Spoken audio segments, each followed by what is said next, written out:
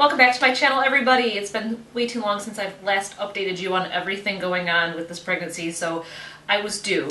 Yeah, in more ways than one. But just to catch everybody up to speed, I am now 35 weeks pregnant. So the whole point of this video is to discuss things that happened to me that were very highly alarming, which I thought were abnormal, but that ended up being completely normal for me. So disclaimer, just because they're normal for me does not mean they will be normal for you. And if you have any questions, the first place to check is obviously with your medical team, with your doctor. So this is just me sharing because I know that YouTube was extremely helpful to me, especially on the earlier parts of my pregnancy. So I wanted to kind of give back and pass along my experience. Let's talk about the first 8 or 9 weeks. I began spotting. Sorry, I've got a hair in my eye. I began spotting, and it was noticeable. Sorry, TMI, if you don't want to hear about spotting and things that happen during pregnancy, please feel free to watch other videos. But the spotting was a dark brown color to almost like a peach color, so it varied in, I guess, the type of hue it was. But it was enough for me to go to the hospital, and they, meaning the people at the hospital, did an ultrasound. Everything was okay. The baby's heartbeat was still there. The reason was unknown why I was spotting as much as I was. Got sent home, thought everything was okay, and then 2 days later I was getting ready for work, and I literally noticed a lot. You know how women, you can understand this one, you just know when you're going to look in your underwear and find something. So, sorry, gross, but it shocked me, and it was a lot of what appeared to be dark blood.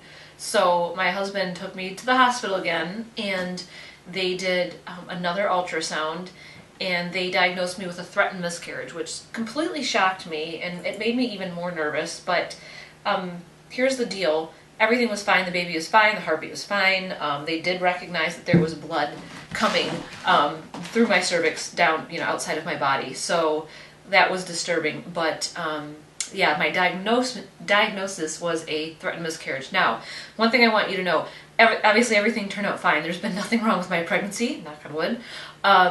I've heard that this is a term that is used to basically classify why were you there for insurance purposes. So I don't know what that means exactly, but I do know that it's just the generic term I was given. It did not mean I was having a miscarriage or that I was, they had gone over everything and it was a certain percentage and they're like, yep, you're 50-50 for a miscarriage. It was not like that at all. The doctor told me, around 1/3 of all women bleed during pregnancy. Around those, numbers vary slightly, but around those 50% go on to have normal pregnancies. Unfortunately, 50% go on to have miscarriages. So given the fact that we had 2 previous miscarriages, possibly even 3, that's a whole other story, but I was concerned, and I was freaked out and concerned, couldn't sleep, couldn't eat. It was bad. Anyways, everything turned out to be okay. So that's one thing that's totally normal that can happen during your pregnancy is spotting. I even had mild cramping, nothing crazy, nothing like more than a period cramp. That's something that can happen, and it went on for about 2.5 weeks.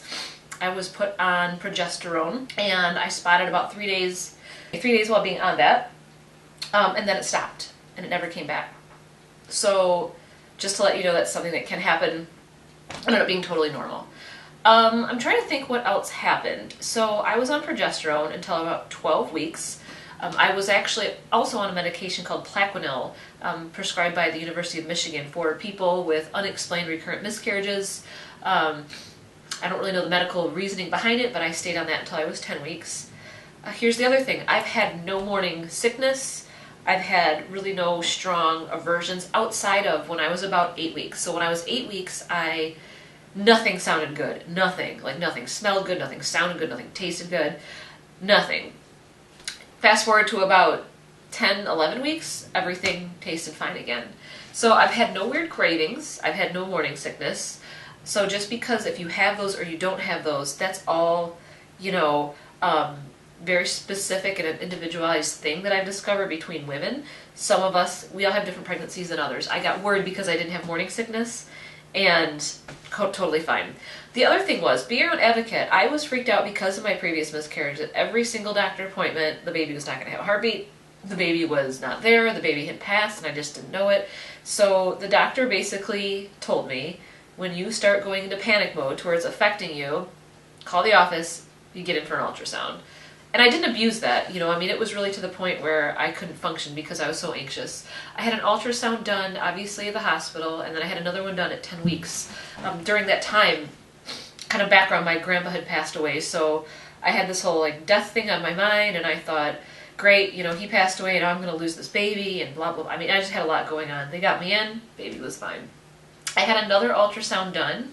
After that 10-week point, well, I should say I didn't have another ultrasound done until 18 weeks. So here's another thing that might be weird. Some people have their anatomy scanned at 18 weeks. Some people have it at, I don't know, 20 weeks. It's different. I had mine at 18 weeks, 2 days. They were able to find, obviously, the heartbeat and all that stuff, but they checked for, you know, all proper development. The heart chamber was visible. Everything that should have been visible was. So, and that was very early, I thought, 18 weeks and 2 days. Just to let you know, if you're that early and you get it scanned, it could be totally normal. That's what they just want to scan you for, is that's their timing on things. So that's something to think about. Another thing, I opted to go with genetic testing. I got mine done through a company called the Panorama Test. My insurance ended up not covering it. So I spoke with their representative, and this is just my case, make sure to reach out to, you know, your medical team, but if your insurance does not cover it, the most that you'll pay out of pocket is $200. This was done in 2017. In fact, it was done in December because I wanted it to not be on my next year's medical financial things. I wanted it to remain on 2017 so it would be covered under, because I had met my deductible. Long story short, if your insurance doesn't cover it, at least with me, the max you'll have to pay is $200. I've yet to see a bill yet, so that's some pretty slow bill processing. The Panorama, it took me about a week and a half to get results back, and that was during the holidays. So it basically assessed risk, not guaranteed yes or no's, for things like, and I'm saying this probably wrong, trisomy 18, you know, things like Down syndrome, other genetic disorders, that type of thing. It does not mean you're going to have a perfect pregnancy. It just means that those big genetic factors aren't likely or aren't a high risk in your particular pregnancy. So I did go with that. It was a simple blood draw. I recommended it because it literally put me at peace of mind. Like, well, that's one less thing that I'll miscarry for. That doesn't make any sense, but in my mind it does. Like, okay, well, everything's good, so I won't miscarry. Fast forward, I gained weight progressively. I was at a very healthy weight before, and I gained weight quickly. You know, things like the breast tenderness, that happened very much so around 10 weeks, and it stopped around 11 or 12. So, another thing to not freak out about is if your breasts hurt one day and they don't the next, that does not mean your baby died. It does not mean that you're going to miscarry. At least for me, it did not. Totally normal. It came and went, and it still comes and goes, and I'm 35 weeks. Some days are worse than others. Some days I can barely feel it. Other days it's like, oh geez, you know, I wish they weren't even here right now. So, that's something else that was odd that I thought totally normal in the end. So let's go all the way now to in the 30s, the weeks of the 30s. Well, before that I had a glucose test, which I did not, my doctor did not give me instructions to either, you know, not eat or eat. It was just basically do everything as normal, which I did, and I passed. I had to drink like the sugary liquid. You have 5 minutes to drink it, then in an hour they draw your blood, measure glucose levels and that type of thing. Everything was fine. So I had that done, I want to say it was around 24 weeks, just give or take on that one. I was also, when I got into my 3rd trimester, I was vaccinated against whooping cough, because apparently that gets to, that meaning the antibodies get to your baby, so that way they have a lesser chance of getting it.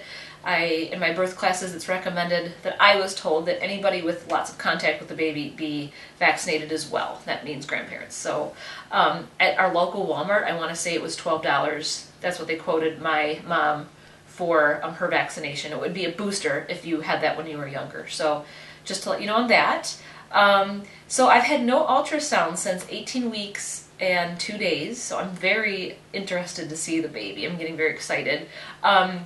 What else? If you're advanced maternal age like I am, be prepared, because your doctor may have you start coming in how did it start off? When I was in my 3rd trimester, I had to go every 2 weeks instead of every month for an appointment. and I'm not sure if that's just because of the age or standard practice, but you know, blood pressure and urine were monitored every time. The Doppler was listened to every time, make sure the heartbeat was okay. However, and starting at around 33 weeks, I have to go in for twice a week non-stress tests. Basically, they hook you up with these monitors. They're monitoring the movement as well as the heartbeat, making sure that when the movement goes up, the heartbeat's corresponding. So in the graph, you'll see that there's lines, like 2 lines, and they both kind of, you know, you want the heartbeat going up corresponding with the movements going up. I'm not a math person, but that's kind of what my understanding of it was when I was explained what it was all about. So non-stress test twice a week, and now I go in weekly checks for with my OB. So instead of going every 2 weeks, now I'm there twice a week for a non-stress test, and I'm also there once a week for my just overall checkup. So what they're checking for is dilation and the overall status of the baby. Be prepared. My doctor measured my, I'm probably saying this wrong, fundule height, which is basically from your pubic bone to where your uterus is growing. They're checking that for growth. So be prepared for that. Final thing too that I thought was highly concerning. I started swelling around 18-ish weeks, only my left foot. And this is what I want you all to really you know, pay attention to and reach out to your medical professionals on. I thought it was nothing, like, well, this is how it is, you know, just a little bit of swelling. Well, to find out, in some severe cases, it can be, I think it's called DVT, deep vein, saying it wrong, maybe thrombosis, something like that, which can be life-threatening to both you and the baby. So bring it up with your doctor. When I brought that up, it can also be a sign of preeclampsia. Let's just say it that way, because I can't pronounce that word to save my life. Anyways, the first one that I thought it was the DVT, the deep vein problem, which basically is where you can develop a clot and it gets passed and you can have all these cardiac problems, for lack of better words. That was ruled out by my doctor. He had me come in. He checked, obviously, my blood pressure and all that stuff, but then he also looked at the swelling, asked if it was painful, looked for any red lines, those type of things, and there were none. So it was basically just, hey, this is part of pregnancy, and the reason it could have been particularly my left foot. Now it's both feet, but my left is still way worse. I did have an injury, 2 injuries to my ankles when I was younger, one of which I was in a cast for. So whenever there's like an injury like that or a severe tear, which I had, that can lead to the way that the blood flow and everything is differed through that area. So check with your doctor, though, on swelling, especially when you have only swelling on one side like I did. That swelling continued all the way until now. It wasn't bad. It does get worse now that I'm 35 weeks. Both feet swell, but only my left gets really ridiculous. My right, not so much. The final thing, and sorry about the light, it keeps coming in and out. It's a beautiful day out, but the clouds keep kind of messing with my video filming here. The other thing that was extremely concerning, and still is, but I found it is completely normal, pregnancy carpal tunnel. So I've been waking up 4 times, 5 times a night, and my 3 digits of my hand on my right hand are completely numb. And on top of that, it feels like piercing, horrible pain shooting down like my lower arm into my hand. And I'm shaking my hand, my wrists hurt, like it's a horrible pain. So to any of you that suffer from regular carpal tunnel, I can relate now. It's no joke. It's a horrible pain. This, I do everything I can to, you know, elevate my arm, then move my arm down. I have to get up, walk around the house. I usually have a glass of water. I sit down, I stand up, I shake my arms, and it goes away, and it buys me another 3 hours of sleep. So that's something I'm battling right now, and it's getting progressively worse. So I'm hoping these 4 weeks of pregnancy go by fast. I did get put on heartburn medication because that's the only other symptom I've had. I just try not to eat late at night. Exercising, I still walk. I try to walk at least 5 days a week. My mileage has definitely gone down. I was 3 miles walking. Now I'm at about 1. Just my feet hurt, my body's heavier, my back hurts, and it's just what feels good to me is a mile walk. Nothing more, nothing less. So that's where I'm at. I just wanted to fill everybody in. I'm really excited. I know a few people that I'm subscribed to on here have successfully conceived, so congratulations. Yeah, you ladies know who you are. But yeah, I just wanted to update you. And my biggest thing is, just because people tell you that, you know, your symptoms or your fears are normal, don't let that just kind of be an okay for yourself to continually freak out on a daily basis. Talk to your doctor about it, and really push for what you need to make yourself mentally handle this pregnancy. You know, pregnancy is mental and physical, so if you're not taking care of one, it may affect the other. That's just my opinion. So really be your own advocate. My cat is really bothering me right now.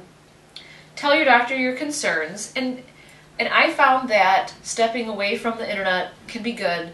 A lot of times what we hear is all the bad. We don't hear the good. So hopefully this gave you some good. The things, hearing the heartbeat, feeling movements, totally inconsistent. With me anyways, with the Doppler, it was hard for me at first to even find the heartbeat. Couldn't find one hardly at 11 weeks. Not until 14, 13 weeks did I really hear the heartbeat. Movement-wise, I didn't even really feel steady movement until 20, 30 weeks. So don't let movement and reading things like you should be counting kicks at 26 weeks. My doctor has never even told me to count kicks, to be honest. He just says, make sure you can feel movement, you know, how are you feeling? Everybody's different. That's just the medical advice I was given. You know, I didn't even really feel anything consistent until 28, 30 weeks. So don't let that freak you out. If it's bothering you, talk to your doctor, you know, push for an ultrasound, whatever you can do to get yourself healthy mentally and physically. So I wish you all the best of luck on your pregnancy. For those of you who have had miscarriages or missed miscarriages, struggled with infertility, definitely keep your head up. Do your research. If you're in Michigan, I definitely recommend the University of Michigan Reproductive Health Center and the Briarwood Clinic, I think is what it's called. But best of luck. Thanks for watching, and I will update you on some more videos. I think my next one I'll do my hospital bag possibly, or even setting up for their nursery, or trying to track what items I received from the shower and what I actually would have done different or could have, or things of that nature. So I'll work on some other videos, but have a great day and summer, and au revoir. Thanks. Just bye-bye.